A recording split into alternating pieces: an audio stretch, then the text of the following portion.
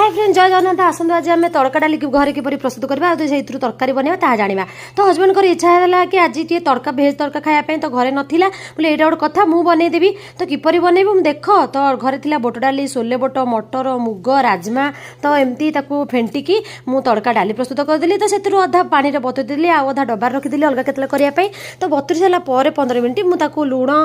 भलकी धोईकी लुण आलू आ पानी देकी प्रेसर सीझेदेली एपटे कड़े ततेकी तेल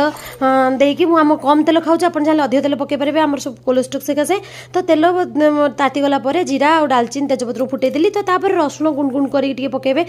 मन के छेचा पकेबेनी गुणगुण बहुत बास्ना अदा टे गुणगुण कर पकेबे कंचा लंका गुणगुण करके तो ताकू भाजीला आम पियाज चुन चुन कर पकेदेवा पियाज ब्राउन कलर होगा टमाट चुन चुन कर पकेदेवा तो टमाटो एपट सेपट करके पानी देकी हल्दी लुण देकी खसिया छाड़देवा टिके टमाटो खसाला आम घर मसला आपंकर जेकोसी मसला गुंडा टे पकेबे मु तो घरे जो बने पकईदेली तो तापर मसला कषि आसला आम सीझा जाइए तड़का को पकेदेवा एपट सेपट करदेवा फुटिया छाड़देवा तो तापर फुटी आसला आम धनिया पत्र पकेदेवा घोरिया 3-4 मिनट छाड़देवा तो लटपटिया होगा बनीगला आम घरे तड़का एमती खातु के